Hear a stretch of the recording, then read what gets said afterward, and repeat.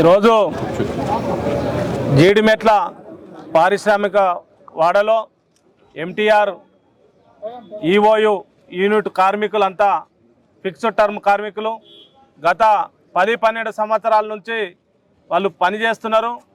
పనికి తగ్గ వేతనం ఇవ్వకుండా మమ్మల్ని రెగ్యులరైజ్ చేయాలి, జీతాలు పెంచాలని చెప్పేసి అడిగినందుకు వీళ్ళ మీద నిర్బంధాలు చేస్తూ యాజమాన్యం బీహార్ నుంచి ఇతర రాష్ట్రాల నుంచి తీసుకొచ్చి వీళ్ళకన్నా ఎక్కువ శాలరీస్ ఇచ్చి వివక్ష చూపుతున్నటువంటి సందర్భంగా మాకు రెగ్యులరైజ్ చేయాలని చెప్పేసి వీళ్ళంతా మేనేజ్మెంట్ను కార్మికులు అడగడంతో అందరినీ మూకుమ్మడిగా దాదాపు 250 మందిని నిన్న 2 రోజులుగా టర్మినేషన్ లెటర్స్ ఇచ్చి బయట పెట్టినటువంటి యాజమాన్యాన్ని పైన లేబర్ డిపార్ట్మెంటు అదేవిధంగా ఈ ప్రభుత్వం చర్యలు తీసుకోవాలని చెప్పేసి వెంటనే కార్మికులందరినీ ఎంటీఆర్ కంపెనీలో ఫిక్స్డ్ టర్మ్ కార్మికులందరినీ వెంటనే లోపలికి తీసుకోవాలి.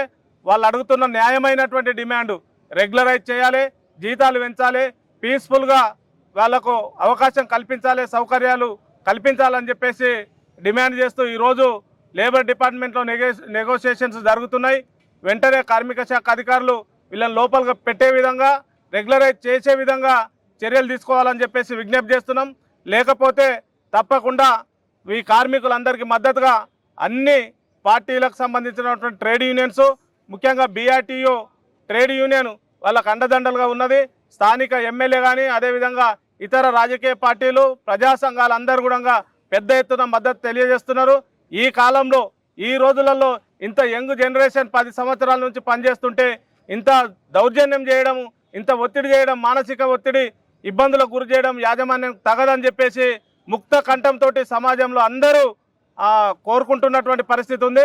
కాబట్టి ఇప్పటికైనా ఆలోచించి కార్మికులందరినీ కంపెనీలో లోపలికి తీసుకోవాలి, రెగ్యులరైజ్ చేయాలని చెప్పేసి డిమాండ్ చేస్తున్నాం.